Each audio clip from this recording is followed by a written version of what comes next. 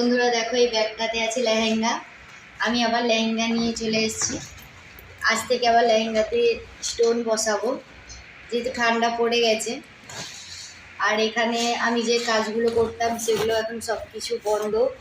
তো তার জন্য দেখো এখন বাড়িতে একা একা বসে বসে সারাদিন কী করবো, তাই ভাবলাম লেহেঙ্গাতে স্টোন বসানো যায়। এই যে এটা হলো মোমবাতি।